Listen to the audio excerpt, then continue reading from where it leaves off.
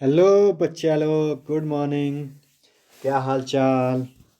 ओह, मेरी शक्ल नहीं दिख रही है, थोड़ी थोड़ी लगा रहा हूँ। चलो कैमरा लगा देते हैं। तो कैसे हैं आप सब लोग? आशा करते हैं ठीक ही होंगे। चलो, तो हमने काफ़ी कुछ पढ़ लिया था नवीं की साइंस में। हम केमिस्ट्री स्टार्ट किए हैं, पहले लेसन चल रहे हैं। हम एक तरफ से ही चलेंगे, है ना। पहला, फिर दूसरा, तीसरा, चौथा, ऐसे करते चले जाएंगे। तो हम आज पढ़ेंगे, क्या पदार्थ अपनी अवस्था बदल सकता है। क्या पदार्थ अपनी अवस्था बदल। थोड़ी मैं दो बातें करूंगा आपसे। आपके गांव में आपके गांव में, जान पहचान में या घर में, अगल बगल, पास पड़ोस में, मोहल्ले में, कहीं पे भी अगर 9वीं में 11वीं में कोई बच्चा एडमिशन लेना चाहता है, या फिर कोई बच्चा एडमिशन लेना है, पढ़ना चाहता है, पढ़ के देखना चाहता है, पढ़ना है उसको, तो हमें उसका व्हाट्सअप नंबर दे सकते हैं आप। हम उसे अपने ग्रुप में ऐड कर लेंगे, ठीक है बच्चे। ग्रुप में ऐड कर लेंगे, वो भी पढ़ सकता है, ठीक है, कोई भी हो। ठीक है, समझ आ गई बात। तो इन वीडियो को शेयर किया करो यार। आपके जैसे कोई रिलेशन हो, मान लो विद्यालय में कोई एडमिशन नहीं ले पाता, उसको वीडियो शेयर किया करो। अब कोई हो तो उसके बताओ, जो आपके रिलेशन में होगा, कोई 9th में होगा, 10th में होगा, 11th में होगा, 12th में होगा। बता दो उसको। चैनल का नाम क्या है यूट्यूब पे? माइंड ब्लोइंग क्लासेज चैनल का नाम है। बता दो, सर्च कर ले। नहीं तो इतना डाल दे, साइंस बाय ज्ञानेंद्र यादव, या फिर science chemistry by Gyanendra Yadav, ऐसे डाल दे। और वीडियो मिल जाएगा यूट्यूब पे उसका। यूट्यूब पे सर्च मार ले, नहीं गूगल पे सर्च मार ले, chemistry by Gyanendra Yadav, video निकल के आ जाएगी, वो देख सकता है। सिंपल है वीडियो पाना अब तो। ठीक है, सर्च मारो, आप सर्च मारो, वीडियो निकल आएगी। ठीक है, मार के देख लीजिए, कोई दिक्कत नहीं। तो चलिए आइए पढ़ते हैं। बातें बहुत हो गई, बकवास ज़्यादा करते हैं, हमें पता है। चलो, क्या पदार्थ अपनी अवस्था को बदल सकता है? Can matter change it's state? चलो, जवाब है यस। हाँ, पदार्थ अपनी अवस्था बदल सकता है। पदार्थ अपनी अवस्था बदल सकता है। कैसे, आइए देखते हैं। पदार्थ की मुख्यतः कितनी अवस्थाएं होती? 3, जो अपरिवर्तनीय होती। अर्थात एक पदार्थ एक अवस्था से दूसरी अवस्था में, दूसरी अवस्था से तीसरी अवस्था में, तीसरी अवस्था से पहली अवस्था में बदल सकता है। जैसे ठोस को गर्म किया जाता है तो जल बन जाता है, जल को गर्म किया जाता है वाष्प बन जाती है, वाष्प को ठंडा किया जाता है तो द्रव बन जाता है, द्रव को और ठंडा किया जाता है तो बर्फ बन जाती है। समझ गए? पानी के साथ ऐसा है। पानी से ही बर्फ बनी होती है, बर्फ पिघल के फिर पानी बन जाती है, पानी को गर्म कर दो तो वाष्प, जल वाष्प बन जाएगी, वाष्प बन के उड़ने लगी, भाप बन के ना। सही बात है, समझ गए। तो क्या लिखना है? हेडिंग क्या डालेंगे सर? हाँ, हेडिंग यही डालेंगे, पदार्थ की अवस्था में परिवर्तन।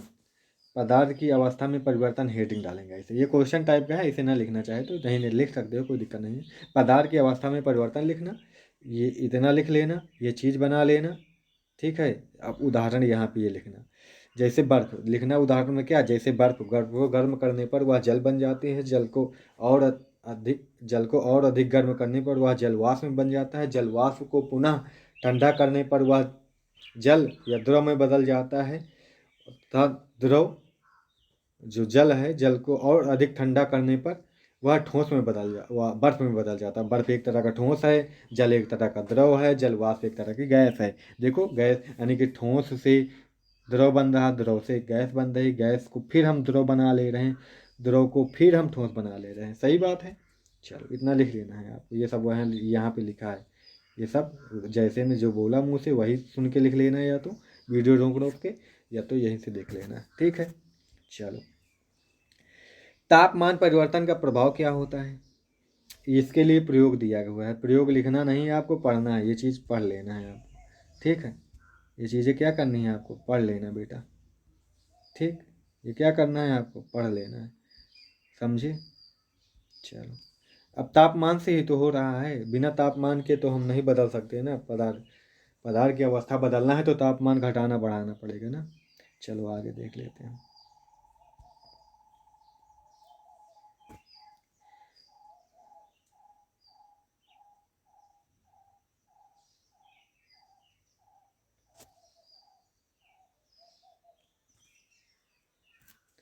हाँ, ये यहाँ पे यहाँ पे थोड़ा पॉइंट बना लेंगे बच्चा, ये यहाँ पे काम के पॉइंट है, अच्छे पॉइंट है।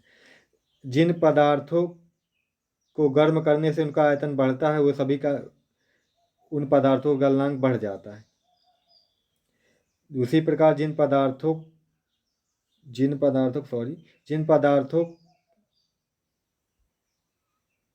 को गर्म करने का आयतन घटता है उन पदार्थों का गलनांक क्या होता है, घट जाता है। जैसे मोम है, घी है, इनका आयतन बढ़ जाता है ना। जैसे मोम है, अब ठोस में है, सिमटी है, बहुत कम जगह ले रही है, अब गलेगी तो फैलेगी तो ज़्यादा जगह लेगी ना, है ना। इसी तरह कुछ बर्फ वगैरह है, लोहा वगैरह है, इनका ये सब क्या होते हैं, इनका आयतन घटता है। चलिए लिखेंगे नहीं, ये समझ लेंगे। अगर इतना याद रखेंगे, जब आयतन बढ़ता है किसी चीज़ का तो उसका गलनांक घटता है। गलनांक मतलब गलनांक क्या होता है बेटा, अभी आगे मिलेगा, सब पढ़ेंगे। गलनांक वह ताप होता है जिस ताप पर कोई चीज़ क्या हो, गल जाती है। जिस ताप पर कोई चीज़ क्या हो, गल जाती है। गलनांक को इंग्लिश में बोलते हैं मेल्टिंग पॉइंट। मतलब किसी पदार्थ का वह ताप जिस पर वह पिघलने लगती है, गलने लगती है, उसका क्या कहलाता है, गलनांक कहलाता है। आगे पढ़ेंगे, फिलहाल टेंशन वाली बात नहीं। चलो यहाँ पे कुछ है काम का, यहाँ पे कुछ है काम का। हाँ यहाँ पे है हेडिंग, देखो हम दिखा रहे हैं क्या लिखना है यहाँ से। चलो हम देखते हैं यहाँ पे हेडिंग बनानी है। अच्छा, आपको हेडिंग बनानी है पहले तो गुप्त ऊष्मा, ये हेडिंग है ना। हेडिंग डालेंगे क्या, गुप्त ऊष्मा। गुप्त ऊष्मा को इंग्लिश में क्या बोलते हैं, लेटेंट हीट, गुप्त ऊष्मा। आपको ये हेडिंग बनाते ही लिखना क्या है, अब मैं बोल रहा हूँ लिखना क्या है, हेडिंग बना लिया। अब लिखना यहाँ से, देखो यहाँ से, किसी पदार्थ को नियत ताप पर अवस्था परिवर्तन के लिए ऊष्मा की आवश्यक मात्रक को पदार्थ की गुप्त ऊष्मा कहते हैं। जब कोई पदार्थ को नियत ताप पर अवस्था परिवर्तन के लिए जितनी ऊष्मा की आवश्यकता होती है वो क्या कहलाती है, गुप्त ऊष्मा। अब गुप्त ऊष्मा जो हमें दिखती नहीं है, जैसे बर्फ है, हम कम उदाहरण द्वारा समझा रहे हैं। जैसे बर्फ है, कमरे में रख दी मैंने, बर्फ लाए हम कमरे में रख दिए, अब वो धीरे धीरे पिघलेगी ना, उसे हीट कहीं ना कहीं से मिल रही, गर्मी मिल रही है ना, कहीं ना कहीं से ऊष्मा उसे मिल रही, तभी तो पिघल रही है। जो कमरे का ताप होता है ना, कमरे का जो हमारे ताप है, कुछ कमरे में गर्मी है ना, जहाँ बैठे वहाँ भी कुछ ना कुछ गर्मी तो होगी ना। अब वहाँ से वो ऊष्मा ले रही है, वो क्या कर रही है, वहाँ से ऊष्मा ले रही है, इसलिए बर्फ़ पिघल रही है। तभी तो बर्फ़ अगर कहीं रखी हो, कमरे में बर्फ़ ला के रख दे बड़ी सी, तो कमरा का जो वातावरण होगा थोड़ा ठंडा हो जाए, क्योंकि कमरे की जो गर्मी होगी वो बर्फ़ द्वारा ग्रहण कर ली जाएगी। बर्फ़ ग्रहण कर लेगी तो बर्फ़ पिघलती रहेगी, और कमरे की जो गर्मी होगी वो कम होती रहेगी। ऊष्मा कम होती रहे तो कमरा क्या होता रहेगा, ठंडा होता रहेगा। बस अब जो गर्मी चाहिए बर्फ़ को पिघलने के लिए, वही उसकी क्या है, गुप्त ऊष्मा। आशा करते हैं समझ में आ गया होगा। वीडियो रिवाइड करो, फिर से देखो, समझ आ जाएगा। ठीक है बेटा, और लिखा है, और आगे समझाने के लिए लिखें, पर ये वाला नहीं लिखना, वही परिभाषा लिखना।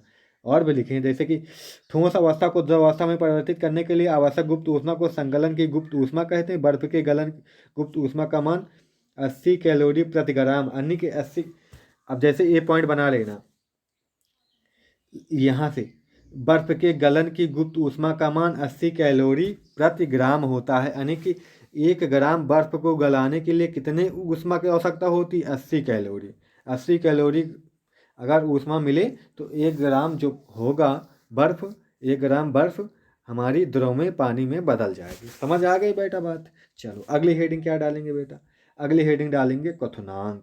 अगली हेडिंग क्या डालेंगे, क्वथनांक। ये वाला देखो, अगली हेडिंग डालेंगे, इसको क्या बोलते हैं इंग्लिश में, बॉइलिंग पॉइंट। इंग्लिश भी लिख लेना आप। अच्छा, इसको क्या बोलते हैं इंग्लिश में, बॉइलिंग पॉइंट। ये क्या होता है सर जी, मतलब वह निश्चित ताप जिस पर कोई द्रव उबलने लगता है,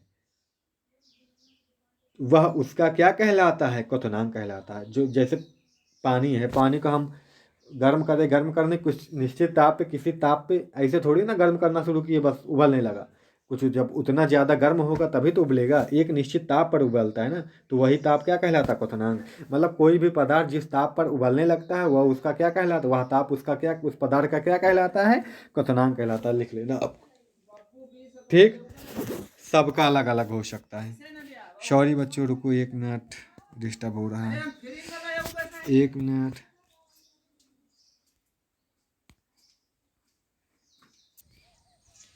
सॉरी बच्चा लोग, यार डिस्टर्ब हो रहा था। चलिए हो, ऐसा करते हैं, कि हम अभी पढ़ ही लिए, यहाँ क्वथनांक तक पढ़ ही लिए। क्वथनांक के बाद आगे इतना लिख लेना आप। क्वथनांक बाद हम वायुमंडलीय दाब के बारे में थोड़ा पढ़ लेंगे, उसके बाद आगे पढ़ेंगे। हाँ, अब ज़्यादा नहीं, आपका ये जो लेसन है ना बच्चा, ये जो लेसन है आपका, ये जो लेसन है ये कंप्लीट हो गया, लगभग आधे से ज़्यादा लेसन हो गया है।